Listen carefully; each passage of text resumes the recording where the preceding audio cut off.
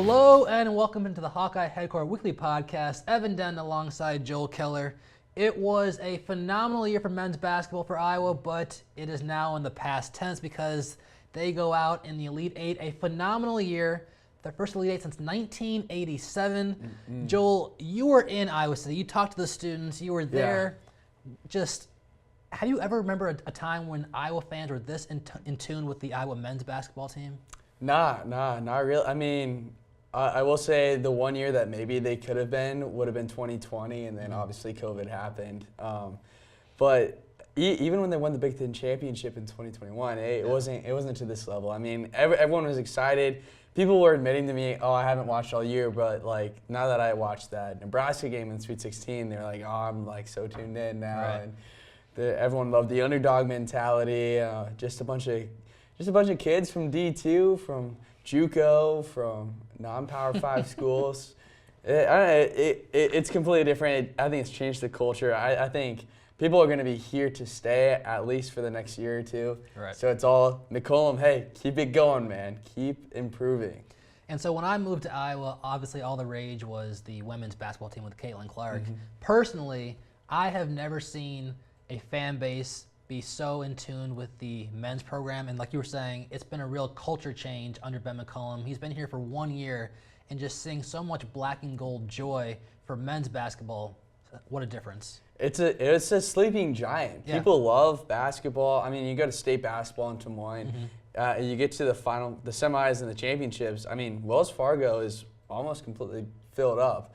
And I mean, these are just high schools playing each other, Right. you know, and there's not really any big high school in Iowa, you know, like I went to Johnson. We're probably one of the biggest ones. My class size was 600. Now in Chicago, that's probably like middle of the pack maybe.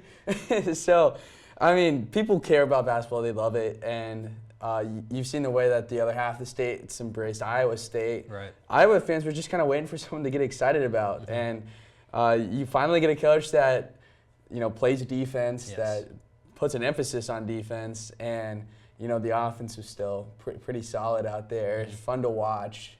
I mean, they've been waiting for this, and the moment finally came. Local bars were sold out. We had local stores selling new merchandise. There is a lot of good energy moving forward for the Iowa team. But let's take a step back for a second, all right? Let's reflect. They lose to Illinois. They were in that game for 32 minutes, all right? They were 2 media timeouts away from going to the Final Four because they led the entire first half, and then it all went downhill. What went wrong that last 8 minutes? They just got cold, right? I mean, Illinois kind of went on a mini run, which gave them the lead, and then gave them like a little bit of a pad, and it seemed like Iowa just couldn't ever grab it back. And then the closer we got to the end of the game, the worst shots were being taken. You know, you could see them start to panic a little bit. The offense wasn't finding their usual open shot. They were moving a little quicker than they usually do. So I think they just got pulled out of their game there at the end. And I mean, that Illinois defense is a big reason why. Yeah. And we've said all year long that one of Iowa's Achilles heels was going to be their size. They get rebounded 38-21. Not just that, they get outscored in the paint 40-12. Ooh. And so even though they made 8 more threes than Illinois, ultimately Illinois' size was just too much. And a guy by the name of Keaton Wagler arguably played the second best game of the year, obviously behind the 40-point game at Purdue. But the freshmen showed out, and Iowa they ran out of gas. They did. And, you know, I think they were so in their head about not getting into foul trouble, especially with Fulgaris not really being able to play much because, you know, his defense just wasn't there.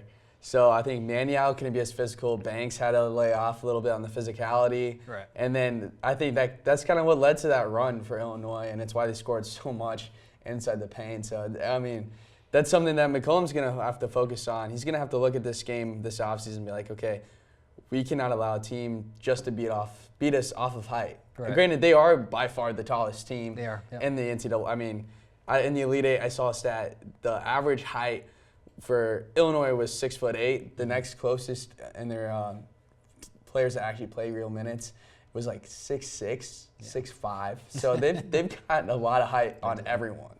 So that's going to be a hurdle that the Hawks all season had to overcome, and they're still going to until they get a 5. Mm-hmm. And so there was a major talking point on social media. Joel and I were texting during the game. What happened to the March Madness icon that is Alvaro Figueres? All right, he played a grand total of 9 minutes against Illinois, and scored the same number of points as both Joel and me. 0. A bagel. In the biggest game of the year, he only plays 9 minutes. Joel, some time has now passed, all right? When you think back to just seeing him playing only 9 minutes, what goes through your mind? I think in the moment, I was like, okay, let's just throw him in there. But then looking back at the game, I mean, he played 8 minutes.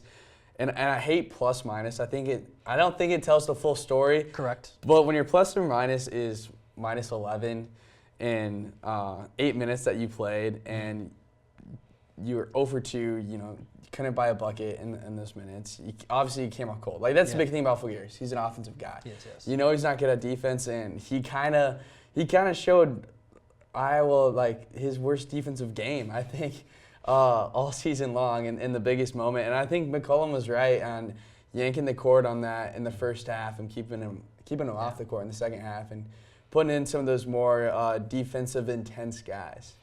AKA being Isaiah Howard. I mean, we look at it that he had twice as many minutes as Figueres. I think that might have been the first time that happened all year. Yeah. In terms of that discrepancy. But you just bring up that Iowa was down late. They needed shooting, and they still didn't go to him. Yeah. And there's been rumors that, that might have been his last game in the black and gold. We'll talk about that later in an upcoming episode or whatnot. But if that's the way he goes out, what a terrible way to go out. I know. He went from like hero, and then he was the guy who never really showed up when it mattered later on in the tournament. So it's such a hard relationship there. I mean, he hits the biggest shot in the last, 2 or 3 decades for the Hawkeyes? Oh, absolutely. Maybe even more. Maybe the best shot in the history of the program, and then non-existent in the Elite Eight. Yeah. He went from hero to 0 points. I digress. But a couple of key contributors were both Cooper Koch and Tate Sage, all right? And both of them are coming back next year. What did you see in the second half of the year out of Tate Sage specifically, being a freshman, and how his confidence grew?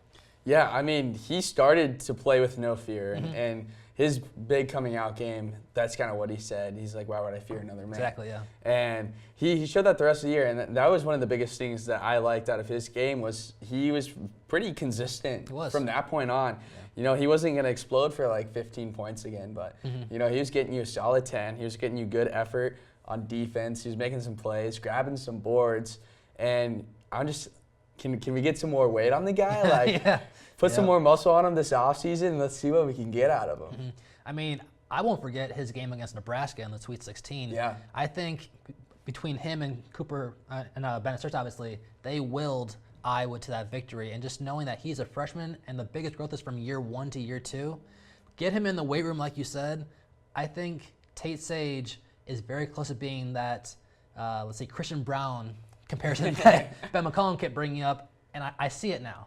Yeah. I see the vision, and I'm very intrigued to see how Tate Sage grows during this offseason. But Cooper Koch, he developed... Well, I got one more thing. I think the development that we saw to Tate Sage this year, especially the end of the year, is a very similar storyline that Ava Hayden had. Okay. Where she was, role player to start the year, gradually got more minutes, had a breakout game, and then stayed consistent, and then when it mattered the most, when the lights were bright, showed out and really just cemented her name in the starting lineup for next year.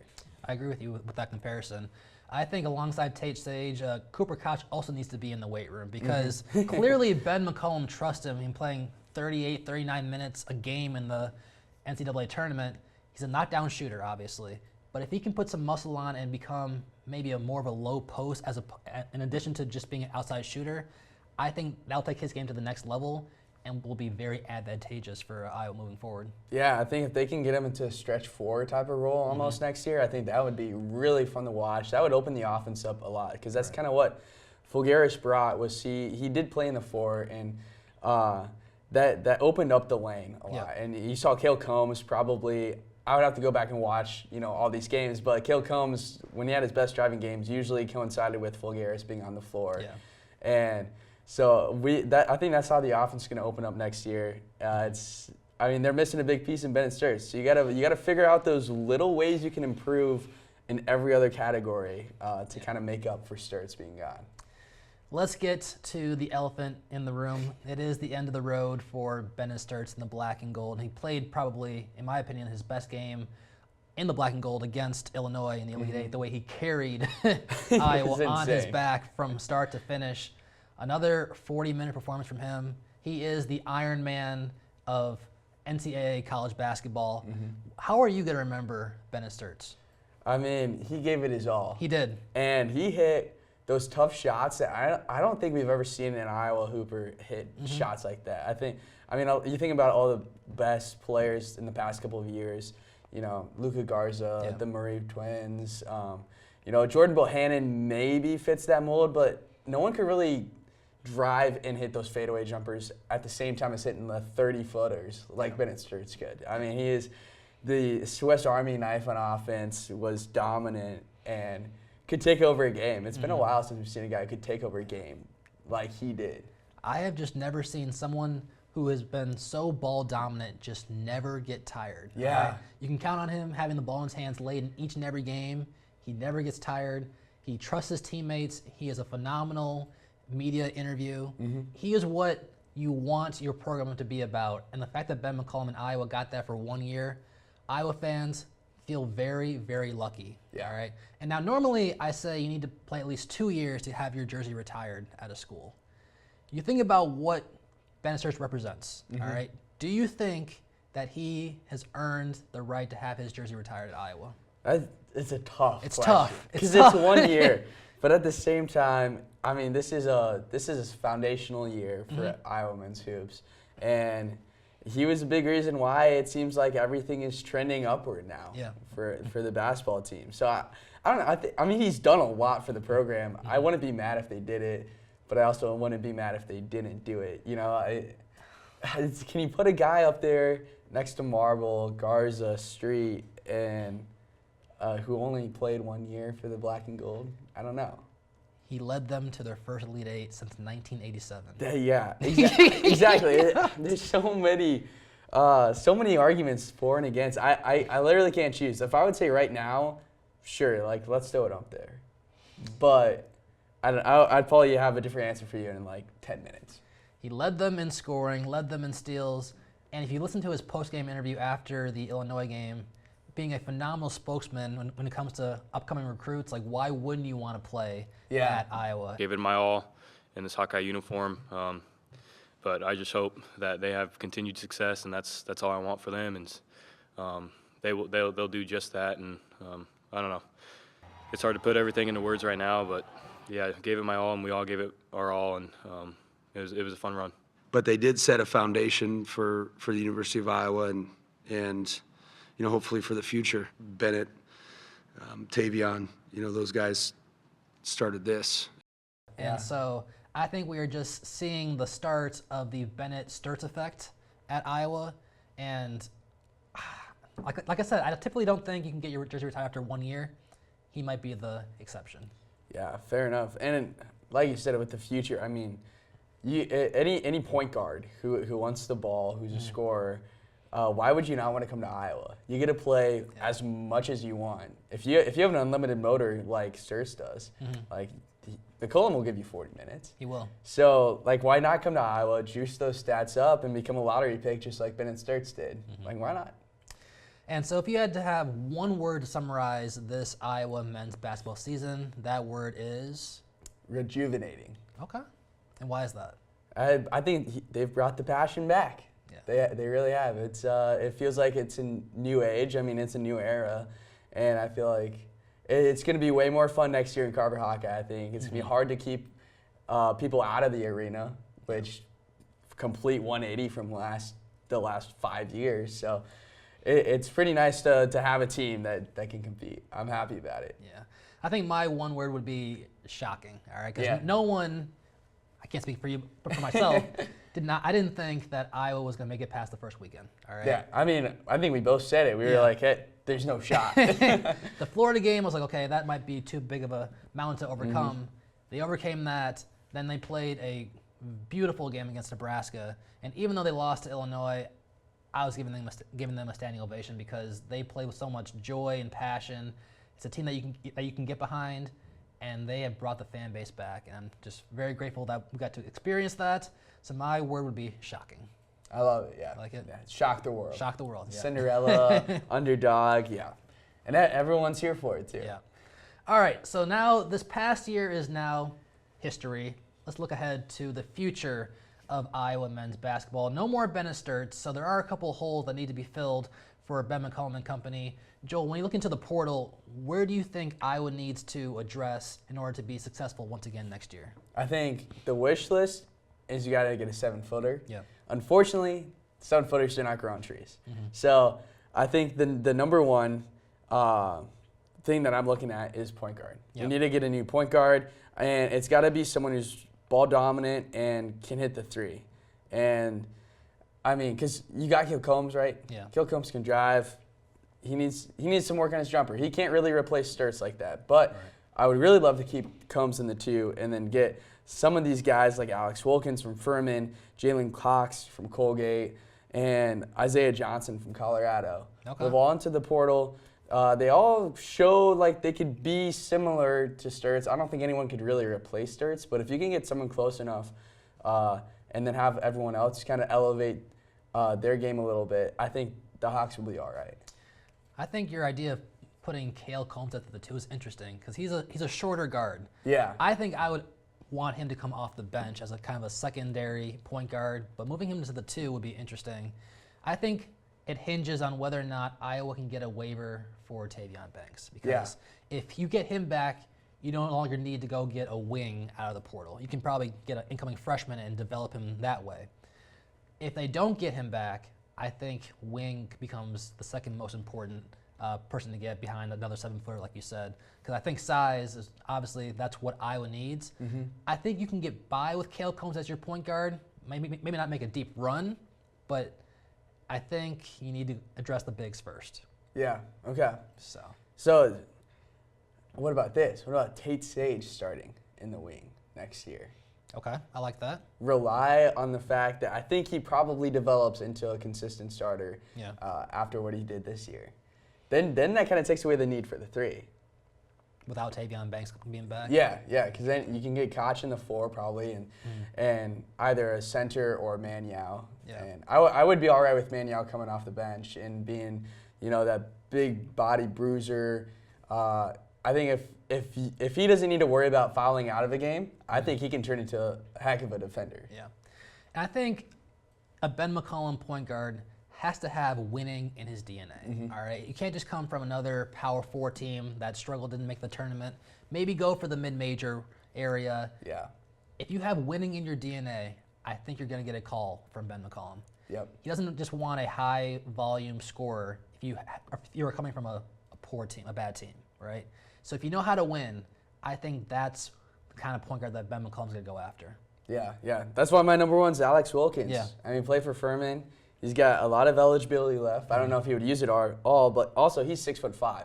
Yeah. So I mean, you talk about Cale Combs being a little short. Well, they can do the same thing they did this year with him and Sturts. And Combs can play defense against the 1 on the other team, whereas Wilkins can take the Sturts role and play more against the 2 or whatever is needed. Yeah.